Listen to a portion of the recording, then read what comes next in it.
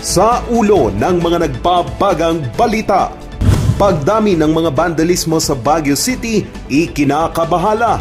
Tamang pagtatapo ng electronic waste, ikinakampanya. Suporta para sa mga bar takers, idinaan sa bar kits. At ikatlong North Hobby Expo, nagbukas na.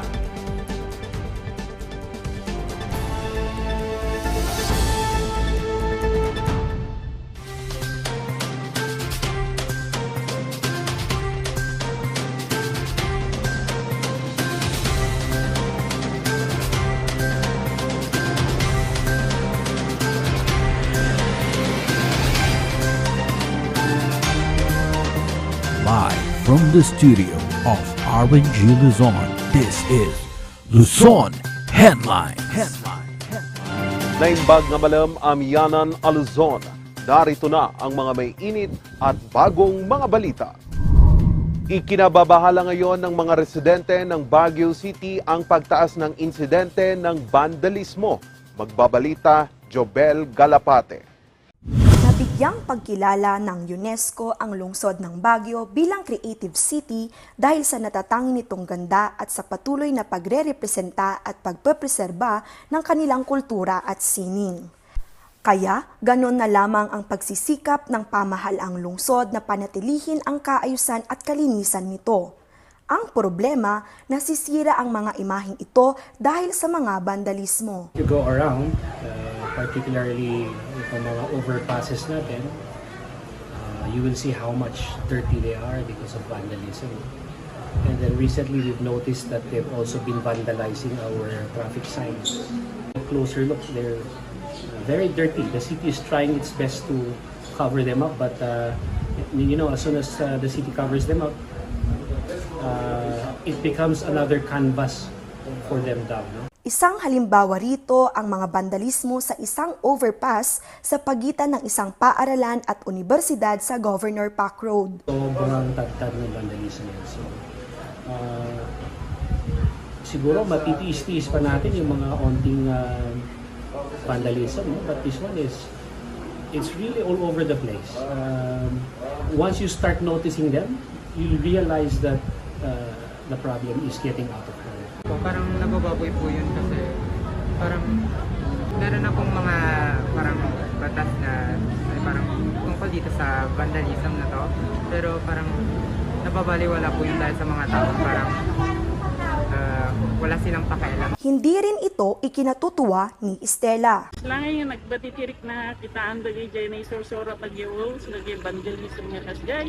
Kasi kaslay pagpaganam nga narugit ti bagyo makasjay, hanga maiwasan nga aduman lang ti mga komenti sa baling nga tao, karo bagay dayuan o may dito eh. Muli namang pinaalala ng mga otoridad ang Ordinance Number 041 Series of 2008 o ang Anti-Graffiti Code of the City of Baguio kung saan ipinagbabawal ang pagbabandalismo sa mga pampubliko at maging pribadong mga establishmento. Mas pinaiigting na rin ng kapulisan ang pag-iimbestiga upang mapanagot o mabigyan ng unang warning ang mga nasa likod ng mga ito. Sa ngayon, tuloy-tuloy ang pakikipagtulungan ng mga kinauukulan sa mga Baguio local artists upang maisalba at mapaganda ang mga lugar sa Baguio na tinadtad ng mga vandalismo. Jobel Galapate para sa Luzon Headlines. Bilang selebrasyon ng Adivay Festival sa probinsya ng Benguet, nagsama-sama ang mga magsasaka ng probinsya. Hiling nila, modernisasyon. Kilala ang lalawigan ng Benguet bilang numero 1 producer ng gulay sa bansa. Kung kaya't agrikultura ang isa sa mga nangungunang industriya sa probinsya. It is true that tourism is one of the economic industry in the province of Benguet. Ngamamangtad iti internal fund na ito ng probinsya. Kasi pangatlo po siya sa ating sector. One is mining, agriculture, and then tourism. Pero ayon sa Committee on Tourism ng Benguet, mapapalakas pa ang agrikultura ng probinsya kasama ang turismo. Hindi, we follow what is in Benguet.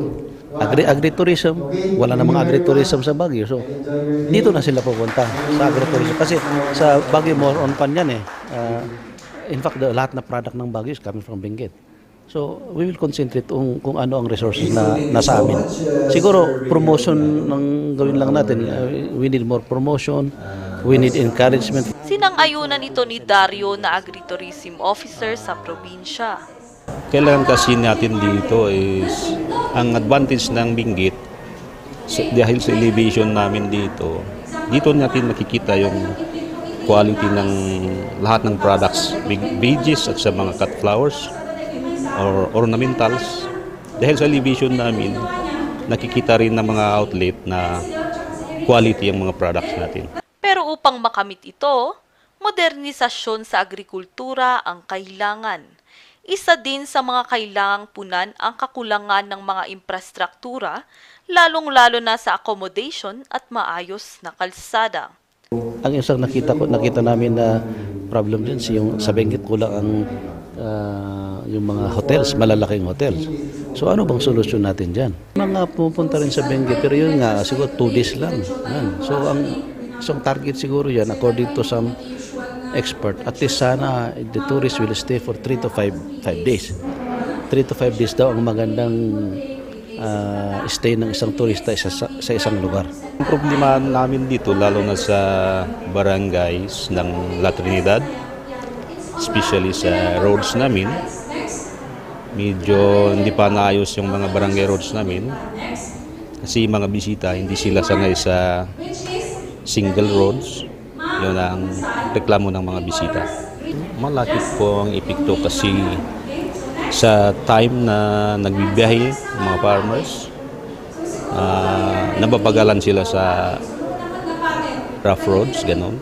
Aniya, ang mga kalsada daw na ito, maliban sa delikado ay nagpapabagal sa proseso ng farm to market na sana ay nakakabawas pa sa gastusin ng mga magsasaka at posibleng dagdag sa kita. In order to sustain also the agriculture in the province of Benguet, kailangang mag-modernize tayo ng agriculture. One is organic farming. Second, yung mga modern facilities kasi dumadami ang farmers, dumadami ang tao yung lot is the same. So yun talaga, we have to modernize ourselves. Magagawa lamang ito sa pagtutulungan ng publiko at pribadong sektor. Lizel Bulahaw para sa Luzon Headlines. Ibinida naman sa Aspire 2022 ang mga produktong agrikultura ng Cordillera. Magbabalita, Jose Inventor. Para sa makabago at mas matatag na sektor ng agrikultura sa Cordillera, inilunsad ngayong taon ng Department of Agriculture CAR ang Aspire 2022. Layunin ng trade fair na ito na masuportahan ang mga agricultural products ng rehiyon. This Aspire, dito kumakit convergence na aramidin both dito partnering agencies, the Department of Agriculture, DTI, and PCCI. Products, we know that ito activities, we know that ito potential na mapaling new investment kit mai-promote tayo. Bit-bit ang produkto mula Kalinga, aktibong sa Silili. JDA tikwa. Di amate nag-invite kanya mi mapan-display dito ay Aspire. Tapno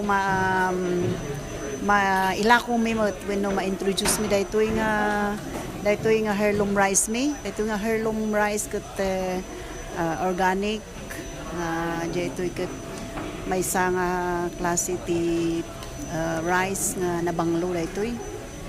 Dito ket ma-grown iti talon nga dadanom na. Sumali rin ang young farmer na si Nick. Kanyang ibinida hydroponic strawberry farming. Ito ay ang pagtatanim gamit lamang ang tubig at container. So, ang pagkaibahan niya lang po ma'am, ang pagkaibahan po niya is hindi na po tayo gumagamit ng mga pesticides, insecticides. Tapos yung nutrients nga diretso na siya, so mas mabilis yung kanyang growth. Layon din ng aktibidad na hikayatin ang kabataan na pumasok sa sektor ng agrikultura. It has been extended to the youth. more prominently in the recent years. In fact, mga 2 to 3 years, nakikita nyo yung support ng agriculture and of course DTI, DOST, and other, of course, local government units in supporting the youth, no? Plano ng ahensya na gawin itong taunan para mas maibida pa ang mga produkto sa rehiyon. Jose Robert Inventor para sa Luzon Headlines. Ang bahaging ito ay hatid sa inyo ng King's Vita Plus Animal Feed Supplement. Alagang King's Vita Plus, kikita ka na, aasenso ka pa. Susunod, tamang pagtatapon ng electronic waste, ikinakampanya. Yan at iba pang mga balita, abangan.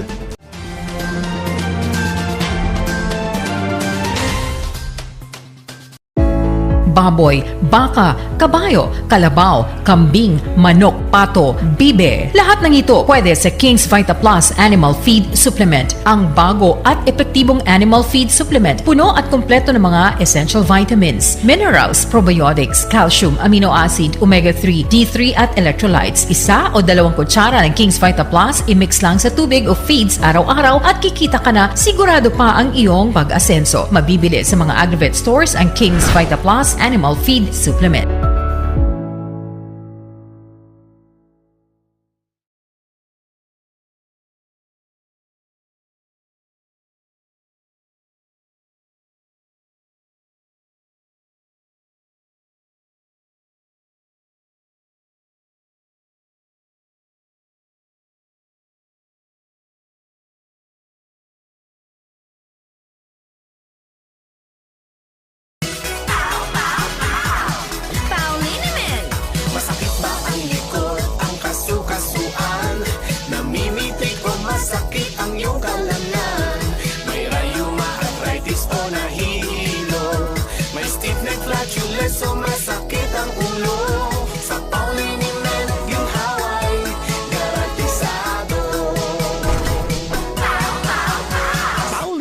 Isang pahid ka lang. Dahil walang out sa bow! Bulok, maliliit at hindi ba malusog ang inyong mga halaman? Omega Green ang kasagutan. Ihalo lang ang 2 kutsara nito sa isang maliit na container at kaunting tubig. Pagkatapos ay ihalo sa knapsack sprayer at pwede na itong ispray sa mga pananim. Meron itong nitrogen, phosphorus, magnesium, copper at zinc na tumutulong sa pagpapaganda at pagpapabilis ng tubo, pagpapanatili ng nutrisyon, mas malagong mga dahon at panlaban sa mga sakit ng mga halaman. Hindi rin ito nakasasama sa kapaligiran. Pwede rin ito sa kahit anong klase ng halaman, mapa-highland crops o lowland crops. Omega Green by Encam Agri-Marketing, the ultimate friend of farmers.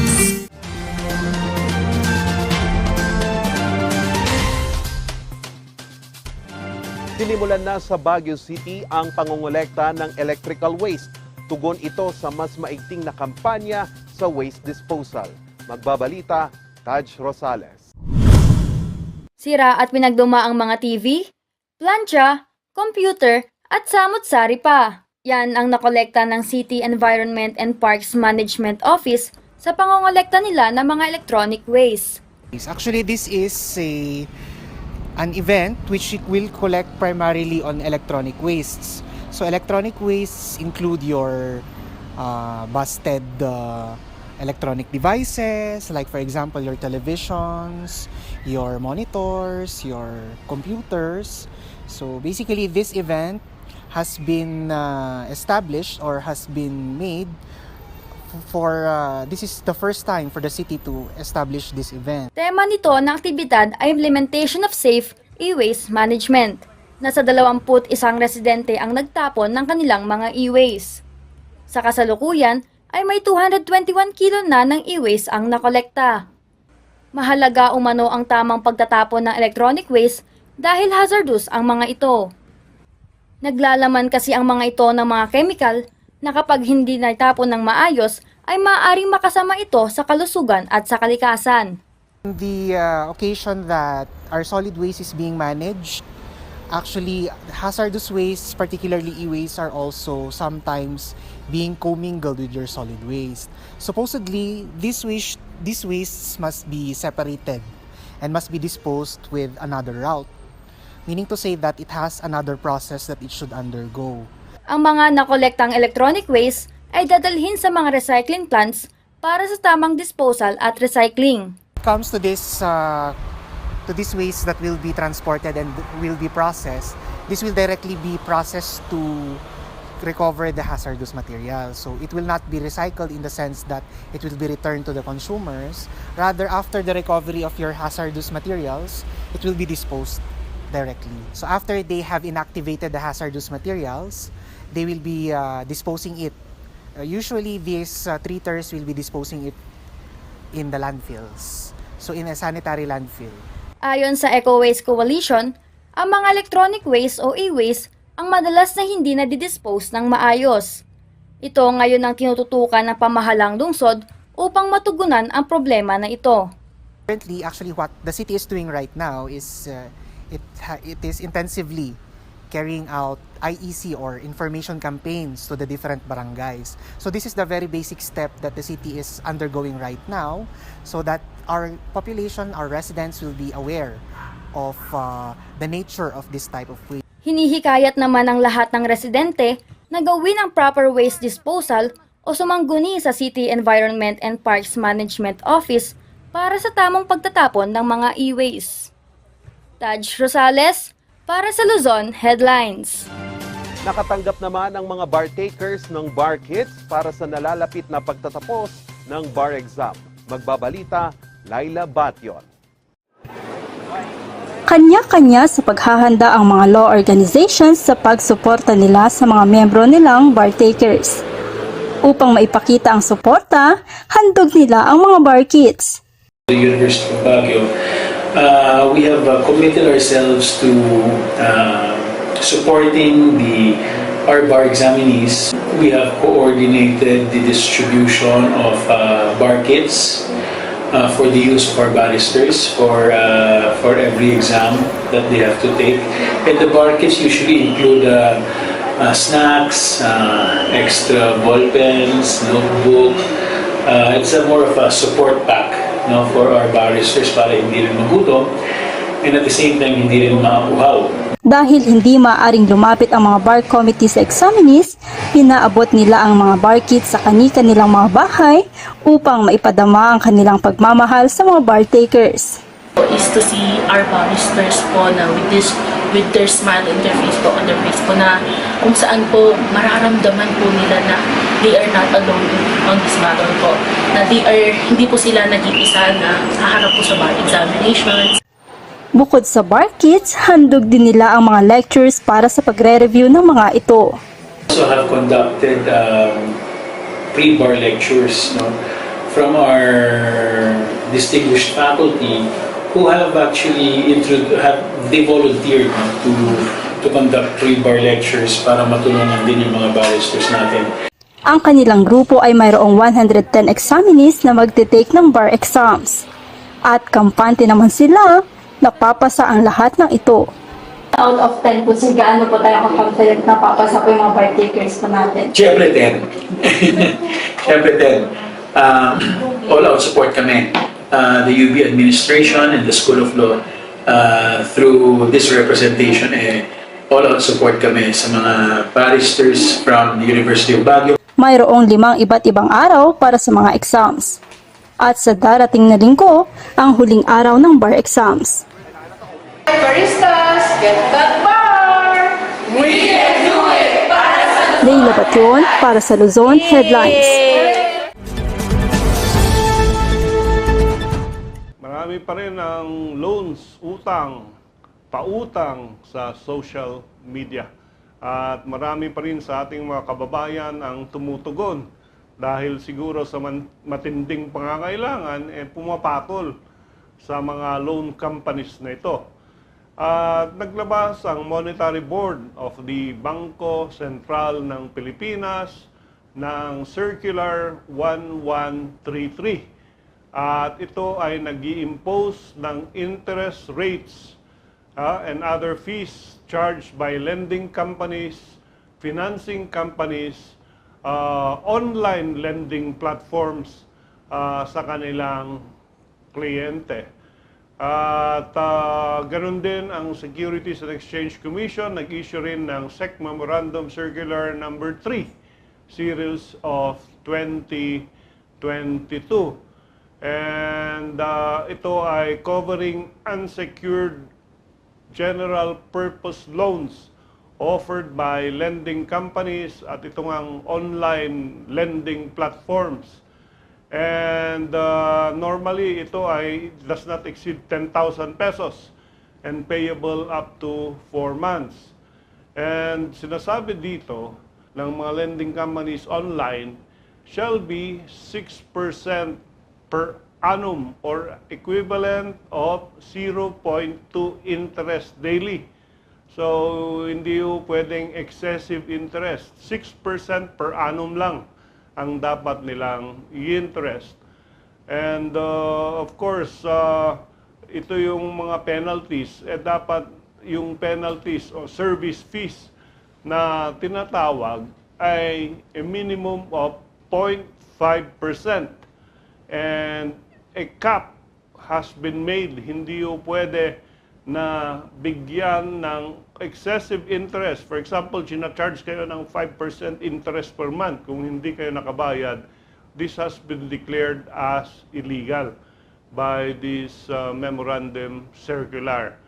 Of course, naintindihan natin na it is easier to obtain a loan online, pero siguro para sa ating mga social media users, it is best to deal with legitimate financing institutions or banking institutions and take your loan from them.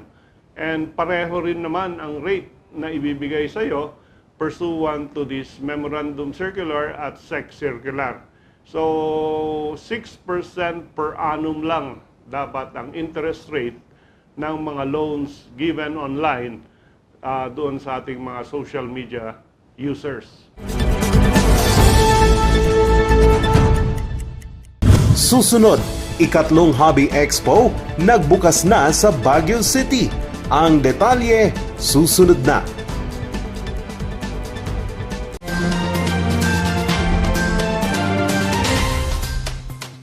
Sa milk ng batang 90s, taratating lang itrahay. Ang batang 90s milk tea, di ka magsisisi, promise. Sa milk ng batang 90s.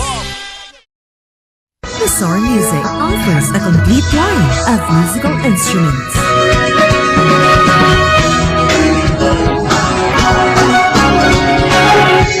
Bizarre Music, Baguio's pioneer in online music and art lessons.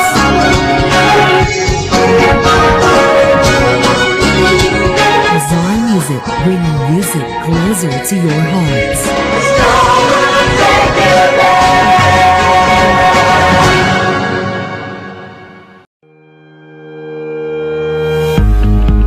The Baguio Country Club, the first and only 5-star mountain resort in the Philippines, is fully equipped and ready to welcome you back. The club has thoroughly worked on adapting to the new normal.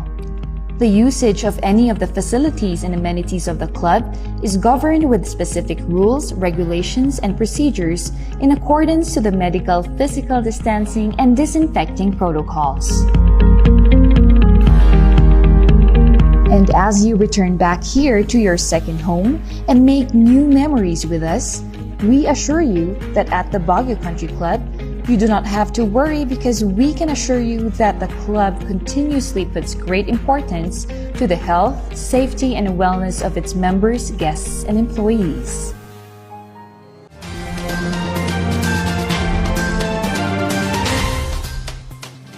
Nagbukas na ngayong araw sa Baguio City ang ikatlong North Hobby Expo. Alok nito ang saya at inspirasyon sa mga hobbies. Narito ang report. Naggagandahang mga costumes, astig na mga action figures at samut-sari pa. Yan ang bida ngayon sa pagbubukas ng 3rd North Hobby Expo sa Baguio Country Club. This is our 3rd North Hobby Expo. Its goal is a gathering of hobbies. Tapos just to entice people to find their own passion, hobby. So, doon po siya nag-start. Isa sa mga sumali sa expo, sina Say. This is an opportunity to promote our shop also and to experience what is the third Hobby Expo then. Here in Baguio. Here in Baguio. Iba yung scenery, kaya we tried. Kasi itong Camp John Hay is popular in Manila. So, ito din yung Baguio Country Club is popular din. So, we want to experience what it's like to be here. Malaking tulong daw ang expo upang maipakilala ang kanilang negosyo na apektado ng pandemya. Humina yung sales, but ito nga, nung nagbalik na yung events, mas nag-boost kami kaysa nung way back pa bago mag-pandemic. So, mas umangat kami ngayon kaysa noon. Samut-sari ang makikita sa expo mula sa mga action figures, costumes, replika ng mga baril, at iba pa.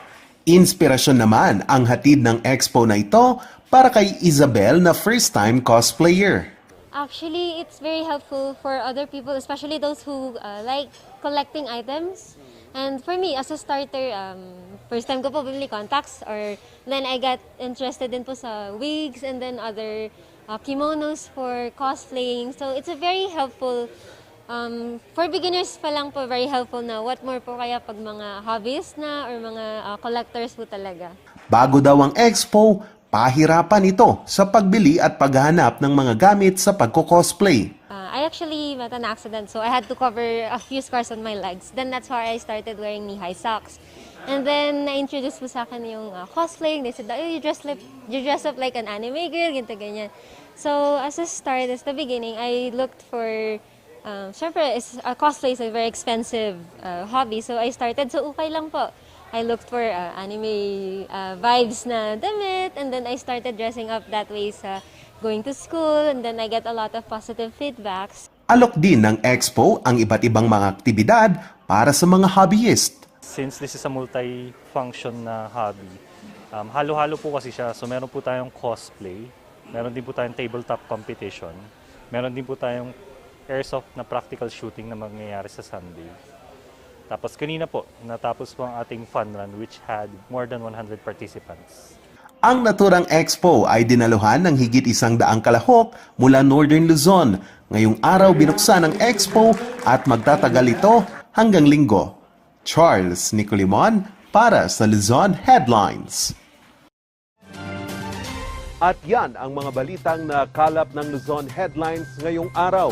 Uli, magandang gabi sa inyong lahat. Happy weekend!